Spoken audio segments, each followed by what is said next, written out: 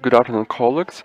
Here we have Natalia Staroprava. This is the ninth month of full-scale Russian invasion into Ukraine, and we continue the series of briefings in Mediacentru Ukraine. Yesterday, Russia launched a massive bombing of Ukraine. I asked Maksym Kozytskyy, head of Lviv Oblast military administration, to tell us about the situation in the region.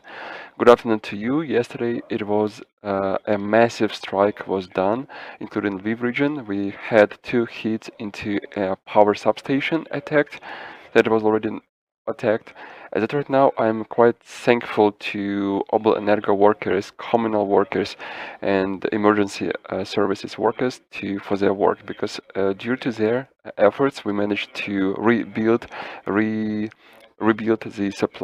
provision of power sources to houses. Unfortunately, we are still limited in resources, and it's only 30% of our population simultaneously can have power in their houses. As it right now, the objects of critical infrastructure are still working.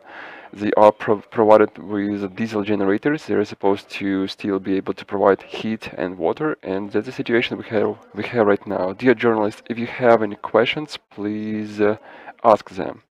Take a microphone. Thank you so much. Christina Oshenko, Inter TV channel. Please tell us about the ADA work. How many rockets were launched in our region, since we're talking about two hits?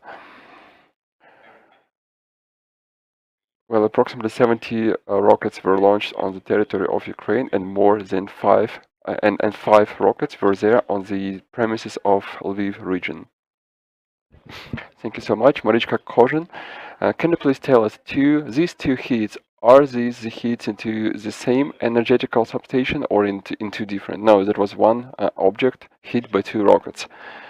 Thank you so much. If you don't have any more questions to Maxim, I'm asking Irina Marunyak, Lviv Mayor Deputy from the Department of Housing and Utilities. Please, can you work about how the social workers worked today and yesterday? Thank you so much. Glory to Ukraine. As it right now, the enemy is destroying the energy sources and energy system of Ukraine, and we have to understand that the war came into each of our house, and we have to understand that if we don't have power, it's not Oblenergo that is guilty. It's not local authorities are guilty for this. These are the Moscovites and Moscows who are guilty, who are destroying our power stations especially during winter time. When we're talking about what is going on right now in the city, as it right now, 30% of energy powers is being provided to the consumers. Mostly this is the infrastructure of the city. Central stations 1 and central station 2 still work and provide hot water and heat. When it comes to water facilities, we have 100% facilities working and providing water to our houses. When it comes to transportational means, right now only 20% of transportation, electrical transports are working. The buses are operating to their full, and we are still working the directions in the direction so that a passenger used to utilize an electrical transportation be able to use buses or within the town. When it comes to kindergartens, if we don't have power stations for power supply for the 24 hours, then we will switch to another mode of work of schools and kindergartens. When it comes to traffic lights, only 20% of them are working as it right now. This also has to do with the power provision. On the main intersections, we have the patrol police officers. Yesterday, we had 20 of them working on the key interceptions, on the key because we didn't have time from 14 to 20 p.m. But thanks to Oblenergo, Ukrinform, we regain the provision of power, and we rebuild the life of the city when it comes to power. Also, I want to emphasize that there are 18 heating points, heating stations working in the city where people can go to charge their phones, drink tea, and also they can solve their day-to-day questions and problems. Also, we launched the first line of heating stations in Lviv. The second line will be working there when the power will be absent for more than 24 hours, and we will open additionally 192 heating stations that are already ready. They are equipped with necessary generators and everything needed for people to stay there. Also, we have 333 shelters where equipped with pot-belly stoves and where people can get warm. There is storages of water, food, and everything needed for the inhabitants. And I have to say that thank you so much for the citizens, for them being able to equip this kind of heating stations in their houses. In terms of the following events, I would like to say that we will continue working after this direction, and that's the situation we are facing right now. Dear journalists, if you have any more questions to Irina, you're welcome to ask them. Please tell us about the provision of water to skyscrapers and those buildings with many stores. As it right now, even the water even comes to the highest stores, because those pumping stations, they still have power provision. In case the power provision is open, then we switch to diesel generators, and if we provide water by means of diesel generators, then the water is being provided only to the first and second stores. But there in the basement, there are cranes, tap cranes, and where people can open up and pour some water into the jars in case they need this. And another thing I want to emphasize is that hospitals and polyclinics are still working. They're equipped with generators and they're not facing much issues now. Thank you so much. I would like to give a word to Vitaly Fedun, main dispatcher of Western region of national power company Ukrenergo, and what are the challenges you're facing right now. So thank you so much, colleagues. As it was already said, yesterday after the massive strikes of Russian Berberists, not only on the objects in Lviv region, but also on the objects of critical infrastructure all over Ukraine. At 14:21, there happened the separation of energy system and its complete blackout. However, after the dark times, after the dark night, a day comes and the personnel of our companies, according to the instructions and regulations, start the process of restart and regaining. That's what we started to do. And at 17 o'clock, if my memory serves me right, we started to begin provision of power to Lviv and to the western parts of our country. The situation is hard because, unfortunately, atomic generators they stopped. And when in terms of the technology itself, the hydration generation comes up very fast, and heating generation is a little bit slower. At 2 o'clock, we expect in our western region the switching off nuclear generators, and we expect for the improvement of this balance. And as it right now, as my colleagues have already emphasized, there is the balance in Ukraine is in such a way that, judging by the consumption of power the consumers would like to have, that's 25-30%. That's what we have. That's why we still have to provide it step by step and primarily to those objects of critical infrastructure. That's a hard task to do. However, colleagues from Oblenergo are dealing with this, and I think my colleagues will tell you more in details how hard it is to do it, but how successful they managed to do this. Thank you so much. I switch to Roman Ivantsev, Technical Director of Lviv Oblenergo, Lviv Region Power Provider, how the power will be provided to Lviv despite the fact of these rolling blackouts. Thank you so much. Yesterday at 14:20, after the rocket shelling, as my colleagues already said, the complete blackout happened. We quite operatively and fast collected our reserve schemes and provided the sources to all consumers of Lviv region, but taking into account the disbalance of the system and the rolling blackouts schedules and hour by hour schedules, nobody cancels them. That is why we were trying to provide power to the consumers every 4 hours. There can be some holds and pauses within this. However, in case of air raid alert, we cannot do these switches. wait until the air raid system alarm will be off.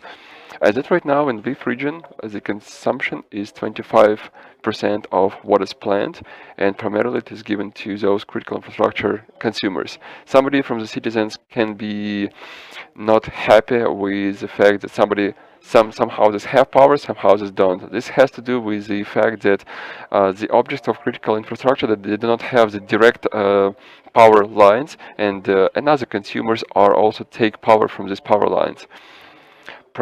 We will switch these consumers, and we can count these consumers. 25% every 4 hours, somebody of them will be sitting without power.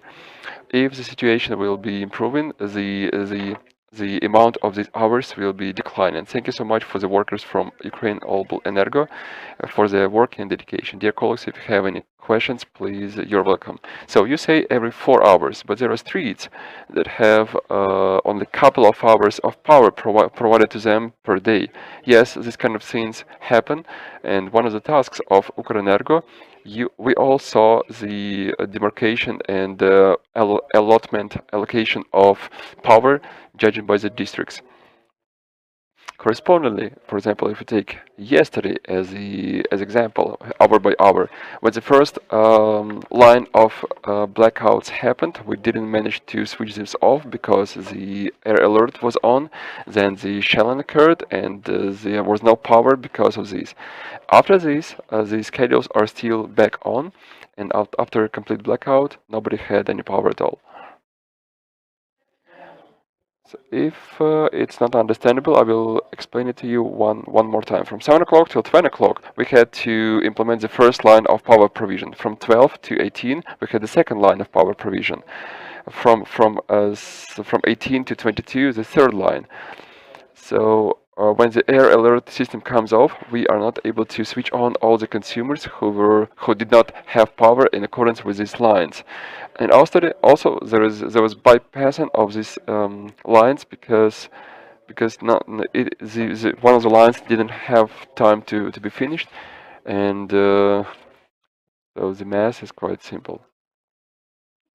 Can you please tell us how these changes of power influence our consumption within houses? I mean, somebody is not expecting, for example, the switch off of power station. Somebody has their power devices switched on, and later on it turns out that they're basically burning out, or somebody is seeing the declining of the signal.